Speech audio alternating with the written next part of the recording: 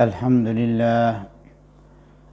لله نحمده ونستعينه ونستغفره ونؤمن به ونتوكل عليه ونعوذ بالله من شرور أنفسنا ومن سيئات أعمالنا من يهده الله فلا مضل له ومن يضلله فلا هادي له وأشهد أن لا إله إلا الله وحده لا شريك له وأشهد أن سيدنا وحبيبنا وشفيعنا ونبينا محمدا عبده ورسوله صلى الله تعالى عليه وعلى آله وأصحابه وبارك وسلم تسليما كثيرا أما بعد فأعوذ بالله من الشيطان الرجيم بسم الله الرحمن الرحيم اقتربت الساعة وانشق القمر۔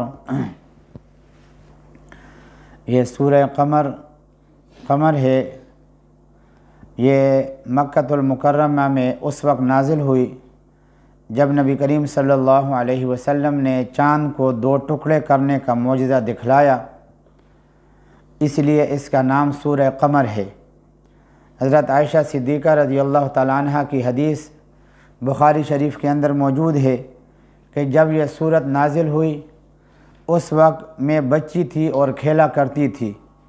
سورت کا موضوع مکی صورتوں کی طرح کفار عرب کو توحید، رسالت اور آخرت پر ایمان لانے کی دعوت ہے، اور اس ضمن میں اللہ تعالیٰ نے قوم عاد، قوم سمود اور حضرت نوح اور حضرت لوط علیہم السلام کی قوموں کا اور فرعون کے دردناک انجام کا مختصراً اور بلیغ انداز کے اندر ذکر فرمایا ہے، اور بار بار یہ جملہ دہرایا ہے کہ اللہ تعالیٰ نے نصیحت کرنے کے لیے قرآن کریم کو بہت آسان بنا دیا ہے، تو کیا کوئی ہے جو نصیحت حاصل کرے؟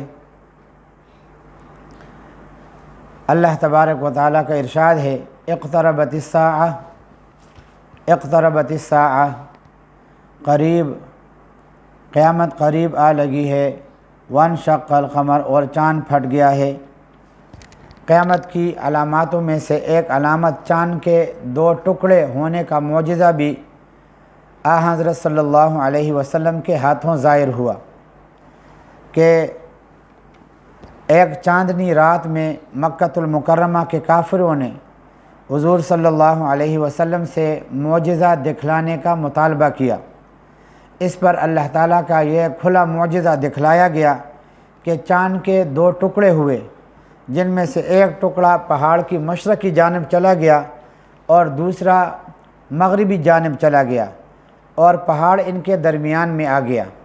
آپ صلی اللہ علیہ وسلم نے فرمایا کہ لوگوں دیکھ لو، جب سارے لوگوں نے وہاں موجود تھے یہ حیرت انگیز نظارہ دیکھ لیا تو یہ دونوں ٹکڑے دوبارہ آپس میں مل گئے۔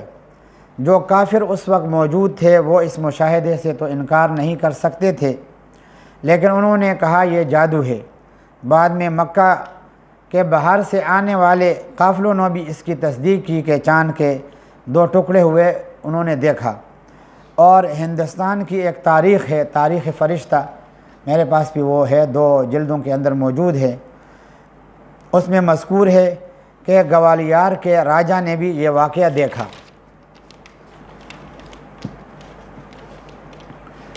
اور یہ بھی ذہن کے اندر رکھنا چاہیے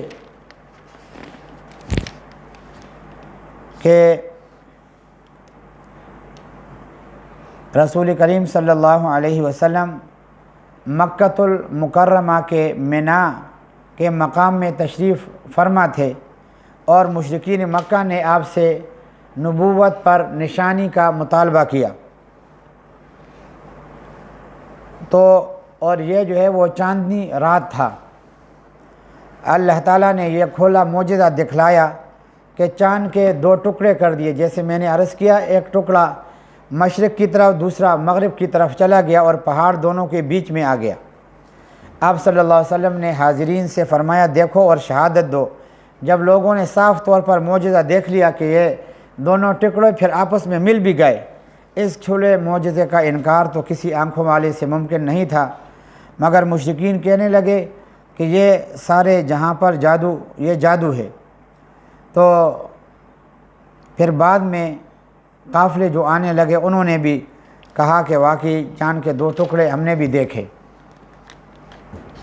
بعض روایات میں ہے کہ یہ معجزہ شق القمر مکۃ المکرمہ میں 2 مرتبہ پیش آیا، مگر روایات صحیحہ سے ایک ہی مرتبہ اس کا ثبوت ملتا ہے۔ اور اس معاملے میں چند روایتیں بھی محدثین نے ذکر فرمائی ہیں۔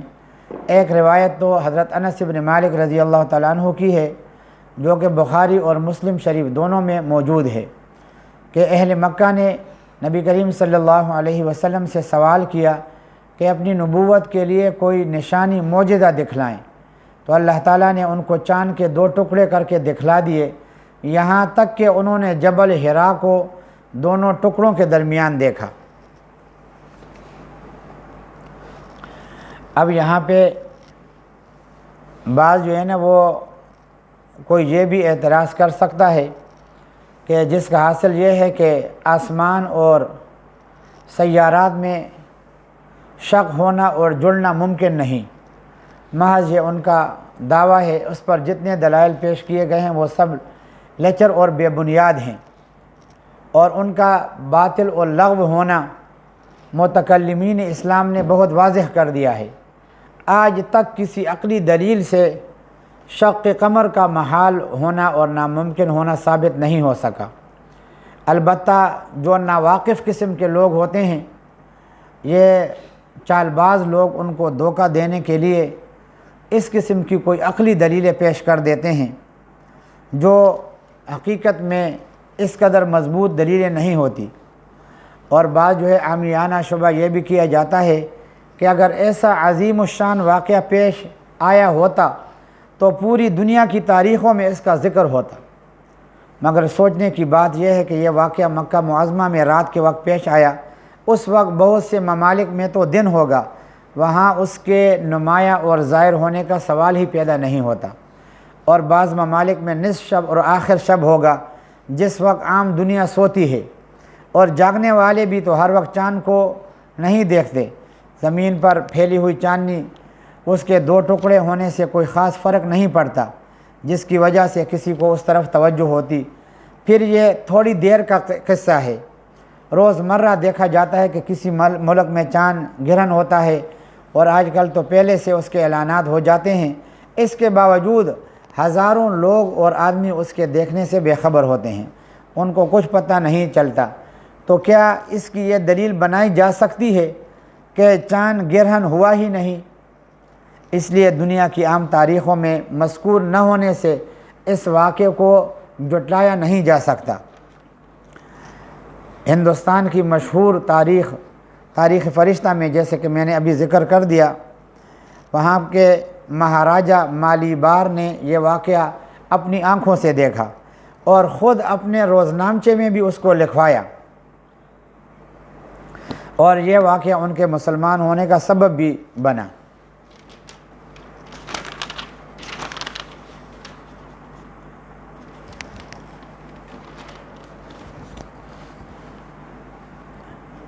وَإِن يَرَوْا آیَةً، اور اگر وہ کوئی نشانی دیکھتے ہیں، یعرضوا، تو منہ موڑ لیتے ہیں، وَيَقُولُوا، اور کہتے ہیں، سحر مستمر، یہ تو ایک چلتا ہوا جادو ہے۔ مستمر کے مشہور معنی جو اردو میں ہیں وہ ہے دیر تک اور دائم رہنے کے آتے ہیں۔ عربی زبان میں مرہ اور استمرہ، اس کا معنی کبھی گزر جانے اور ختم ہو جانے کے۔ ائمہ تفسیر میں سے امام مجاہد اور امام قتادہ نے اس جگہ یہی معنی بیان کیے ہیں۔ اس کا مطلب یہ ہوگا کہ یہ جادو کا اثر ہے جو دیر تک نہیں چلا کرتا، خود ہی گزر جائے گا اور ختم ہو جائے گا۔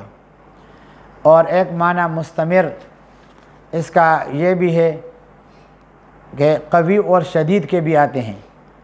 پھر مطلب یہ ہوگا کہ یہ بڑی قوی جادو ہے۔ اہل مکہ اس مشاہدے کی تکذیب نہ کر سکے تو اس کو جادو یا سخت جادو کہہ کر اپنے دلوں کو تسلی دینے لگے۔ جیسے ہمارے ہاں بعض ہوتے ہیں نا کہ کمزور قسم کے شبہات ان کے پاس آتے ہیں، اور ان کو پتہ ہوتا ہے کہ یہ ہمارے شبہات ویسے ہی ہیں، اس کے اندر کوئی جان نہیں ہے، لیکن اپنے دل کو خوش کرنے کے لیے اس کا سہارا لے لیتے ہیں۔ اس طریقے سے کفار مکہ سے کچھ نہیں بن پڑا تو کہنے لگا کہ یہ تو مضبوط جادو ہے۔ وَكَذَّبُوا وَاتَّبَعُوا أَهْوَاءَهُمْ، اور انہوں نے حق کو جھٹلایا، وَاتَّبَعُوا أَهْوَاءَهُمْ، اور اپنے خواہشات کے پیچھے چل نکلے، وَكُلُّ أَمْرٍ مُسْتَقِيم، اور ہر کام کو آخر کسی ٹھکانے پر ٹک کر رہنا ہے، یعنی ہر کام اور ہر چیز اپنے غایت کو پہنچ کر آخرکار صاف ہو جاتی ہے۔ کسی جعل سازی سے جو پردہ حقیقت پر ڈالا جائے وہ انجام کار کھل کر رہتا ہے، اور حق کا حق ہونا اور باطل کا باطل ہونا واضح ہو جاتا ہے۔ وَلَقَدْ جَاءَهُم مِّنَ الْأَنبَاءِ، اور ان لوگوں کو پچھلے قوموں کے واقعات کی اتنی خبریں پہنچ چکی ہیں، مَا فِيهِ مُزْدَجَرٌ، جن میں تنبیہ کا بڑا سامان تھا، حکمتٌ بالغہ، دل میں اتر جانے والی دانائی کی باتیں تھیں، فما تغنی النذر، پھر بھی یہ تنبیہات ان پر کچھ کارگر نہیں ہو رہی، فتول عنہم، لہذا اے پیغمبر تم بھی ان کی پرواہ مت کرو، یوم یدعو الداع، جس دن پکارنے والا پکارے گا، الی شیء نکر، ایک ناگوار چیز کی طرف، خشعن ابصارہم، اس دن یہ اپنی آنکھوں سے، خشعن ابصارہم، اس دن یہ اپنی آنکھیں جھکائے قبروں سے اس طرح نکل کھڑے ہوں گے، کأنہم جراد منتشر، گویا کہ جیسے ہر طرف پھیلی ہوئی ٹڈیاں،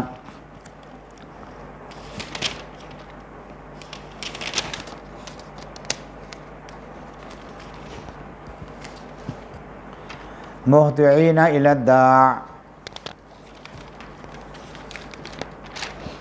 مہطعین الی الداع، دوڑے جا رہے ہوں گے اسی پکارنے والے کی طرف، یقول الکافر، یہی کافر جو قیامت کا انکار کرتے تھے کہیں گے، ھذا یوم عسیر، یہ تو بہت ہی کٹھن دن ہے، کذبت قبلہم قوم نوح، ان سے پہلے قوم نوح نے بھی جھٹلانے کا رویہ اختیار کیا تھا، فکذبوا عبدنا، چنانچہ انہوں نے ہمارے بندے کو جھٹلایا، فقالوا مجنون وازدجر، اور کہا یہ تو دیوانے ہیں اور انہیں دھمکیاں دی گئی، فدعا ربہ، اس پر انہوں نے اپنے پروردگار کو پکارا، انی مغلوب فانتصر، میں بے بس ہو چکا ہوں، آپ ہی میرا بدلہ لیجئے، ففتحنا ابواب السماء، چنانچہ ہم نے ٹوٹ کر برسنے والے پانی سے آسمان سے دروازے کھول دیے، ففتحنا، ہم نے کھول دیے ابواب السماء، آسمان کے دروازے، بماء منہمر، ٹوٹ کر برسنے والے پانی سے، وفجرنا الارض عیونا،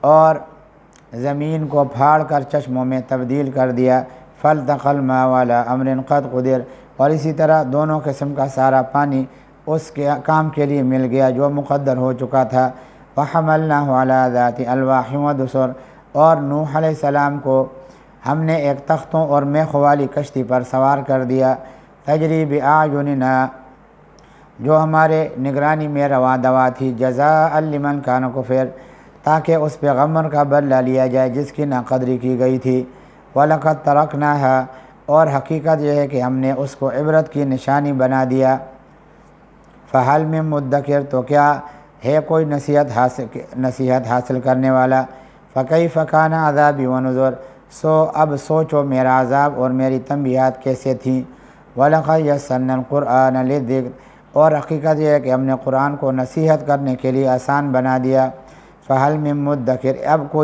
اب کیا کوئی ہے جو نصیحت حاصل کرے، کذبت عاد، قوم عاد نے جھٹلانے کا رویہ اختیار کیا، فکیف کان عذابی ونذر، پھر دیکھ لو میرا عذاب اور میرے تنبیہات کیسے تھی، انا ارسلنا علیہم ریحا صرصرا، ہم نے ان پر ایک تیز آندھی والی ہوا چھوڑ دی، فی یوم نحس مستمر، ایک مسلسل نحوست کے دن میں، تنزع الناس، جو لوگوں کو اس طرح اکھاڑ پھینک دیتی تھی، کأنہم اعجاز نخل منقعر، جیسے وہ کھجور کے اکھڑے ہوئے درخت کے تنے ہوں،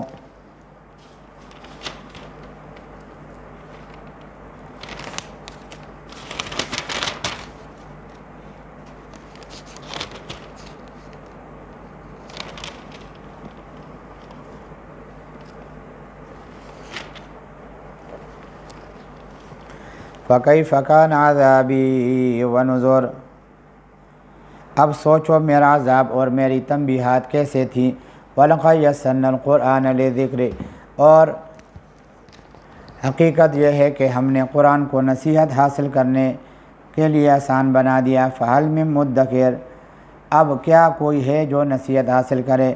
كَذَّبَتْ ثَمُودُ بِالنُّذُرِ، قوم سمود نے بھی تنبیہ کرنے والوں کو جھٹلانے کا رویہ اختیار کیا۔ فَقَالُوا، چنانچہ کہنے لگے، أَبَشَرًا مِنَّا وَاحِدًا نَتَّبِعُهُ، کیا ہم اپنے ہی میں سے ایک تنہا آدمی کے پیچھے چل پڑیں۔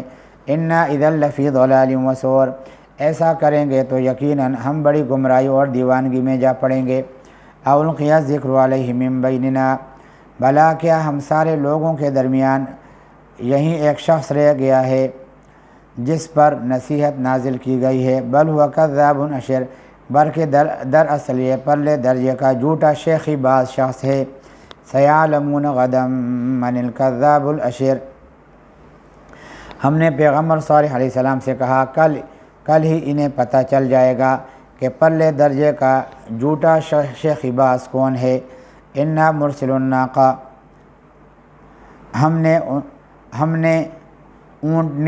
ہم اونٹنی بھیج رہے ہیں۔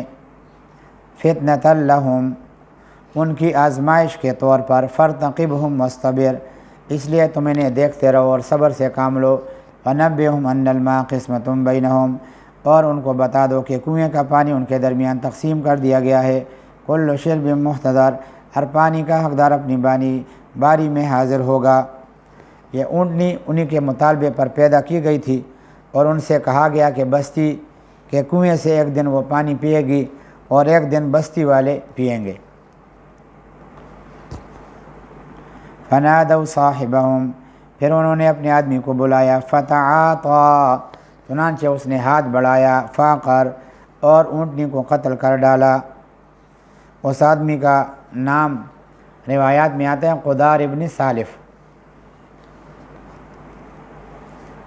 فکیف کان عذابی ونذر، اب سوچو میرا عذاب اور میرے تنبیہات کیسے تھیں۔ انا ارسلنا علیہم صیحۃ واحدہ، ہم نے ان پر بس ایک ہی چنگاڑ بھیجی۔ فکانوا کحشیم المحتضر، جس سے وہ ایسے ہو کر رہ گئے جیسے کانٹوں کی رودی ہوئی باڑ ہوتی ہے۔ وَلَقَدْ يَسَّرْنَا الْقُرْآنَ لِلذِّكْرِ، اور حقیقت یہ ہے کہ ہم نے قرآن کریم کو نصیحت کرنے کے لیے آسان بنا دیا۔ فَهَلْ مِن مُدَّكِرٍ، اب کیا کوئی ہے جو نصیحت حاصل کرے۔ كَذَّبَتْ قَوْمُ لُوطٍ بِالنُّذُرِ، لوط علیہ السلام کی قوم نے بھی تنبیہ کرنے والوں کو جھٹلایا۔ انا ارسلنا علیہم حاصبا، ہم نے ان پر پتھروں کا بارش برسایا۔ الا آل لوط، سوائے لوط کے گھر والوں کے۔ نجیناہم بسحر، جنہیں ہم نے سحری کے وقت نجات دی۔ نعمتا من عندنا، یہ ہماری طرف سے ایک نعمت تھی۔ کذالک نجزی من شکر، جو لوگ شکر گزار ہوتے ہیں ان کو ہم ایسا ہی صلہ دیتے ہیں۔ ولقد انذرہم، اور تحقیق لوط علیہ السلام نے ان لوگوں کو ہماری پکڑ سے ڈرایا تھا۔ فتماروا بالنذر، لیکن وہ ساری تنبیہات میں نکالتے رہے، شکوک اور شبہات نکالتے رہے۔ وَلَقَدْ رَاوَدُوهُ عَنْ ضَيْفِهِ، اور انہوں نے لوط علیہ السلام کو ان کے مہمانوں کے بارے میں پھسلانے کی کوشش کی۔ فَطَمَسْنَا أَعْيُنَهُمْ، جس پر ہم نے ان کی آنکھوں کو اندھا کر دیا۔ فَذُوقُوا عَذَابِي وَنُذُرِ، چکھو میرے عذاب اور میری تنبیہات کا مزہ۔ لوط علیہ السلام کے پاس فرشتے خوبصورت نوجوان کی شکل میں آئے تھے اور ان کی قوم ہم جنسی میں مبتلا تھی، اس لیے انہوں نے لوط علیہ السلام سے مطالبہ کیا کہ ان مہمانوں کو ہمارے حوالے کر دیں اور وہ اس سے اپنی ہوس پوری کر دیں۔ تو اللہ تعالیٰ نے ان کی آنکھوں پر پردہ ڈال لیا اور اسی طرح وہ مہمانوں تک نہیں پہنچ سکے۔ وَلَقَدْ صَبَّحَهُم بُكْرَةً عَذَابٌ مُسْتَقِرٌ، اور صبح سویرے ان پر ایسا عذاب حمل آور ہوا جو جم کر رہ گیا۔ فَذُوقُوا عَذَابِي وَنُذُرِ، چکھو میرے عذاب کو اور میری تنبیہات کا مزہ۔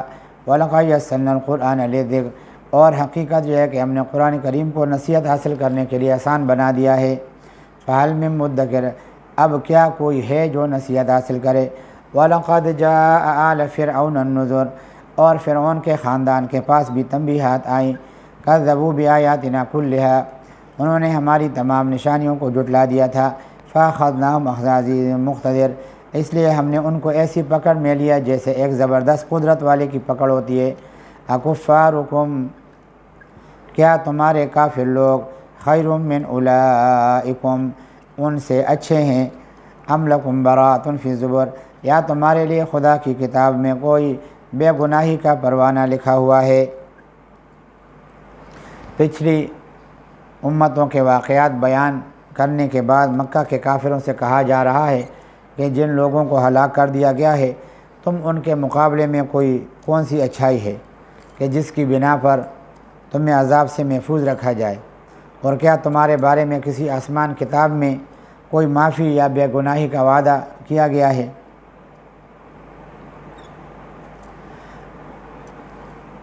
ام یقولون نحن جمیع منتصر، یا ان کا کہنا یہ ہے کہ ہم ایسی جمعیت ہیں جو اپنا بچاؤ آپ کر لے گی۔ سیہزم الجمع ویولون الدبر، حقیقت تو یہ ہے کہ اس جمعیت کو عنقریب شکست ہو جائے گی۔ ویولون الدبر، اور سب پیٹ پھینک کر بھاگیں گے۔ جنگ بدر کے موقع پر یہ پیشن گوئی بالکل مکمل ہو گئی، اور مکہ کے کافروں کے جو بڑے بڑے سردار تھے وہ سب مارے گئے اور 70 افراد گرفتار ہوئے، باقی بھاگ گئے۔ بل الساعۃ موعدہم والساعۃ ادھیٰ وامر، یہی نہیں بلکہ ان کے اصل وعدے کا وقت تو قیامت ہے۔ وادھیٰ وامر، اور قیامت اور زیادہ مصیبت اور کہیں زیادہ کڑوی ہوگی۔ ان المجرمین فی ضلال وسعر، حقیقت یہ ہے کہ یہ مجرم لوگ بڑی گمراہی اور بے عقلی میں پڑے ہوں گے۔ یوم یسحبون فی النار، جس دن ان کو منہ کے بل آگ میں گھسیٹا جائے گا۔ ذوقوا مس سقر، اس دن انہیں ہوش آئے گا اور ان سے کہا جائے گا چکھو دوزخ کے چھونے کا عذاب۔ انا کل شیء خلقناہ بقدر، ہم نے ہر چیز کو ناپ تول کے ساتھ پیدا کیا۔ وما امرنا، اور ہمارا حکم نہیں ہے، الا واحدۃ کلمح بالبصر، بس ایک ہی مرتبہ آنکھ جھپکنے کی طرح پورا ہو جاتا ہے۔ وَلَقَدْ أَهْلَكْنَا أَشْيَاعَكُمْ، اور تمہارے ہم مشرب لوگوں کو ہم پہلے ہی ہلاک کر چکے ہیں۔ فَهَلْ مِن مُدَّكِرٍ، اب بتاؤ ہے کوئی جو نصیحت حاصل کرے؟ وَكُلُّ شَيْءٍ فَعَلُوهُ فِي الزُّبُرِ، اور جو کام انہوں نے کیے ہیں وہ سب اعمال ناموں میں درج ہیں۔ وَكُلُّ صَغِيرٍ وَكَبِيرٍ مُسْتَدَرٍ، اور ہر چھوٹی اور بڑی بات لکھی ہوئی ہے۔ ان المتقین فی جنات ونہر، البتہ جن لوگوں نے تقوی کی روش اپنا رکھی ہے، فی جنات ونہر، وہ باغات اور نہروں میں ہوں گے۔ فی مقعد صدق، ایک سچی عزت والی نشست میں، عند ملیک مقتدر، اس بادشاہ کے پاس جس کے قبضے میں سارا اقتدار ہے۔ وآخر دعوانا ان الحمد للہ رب العالمین۔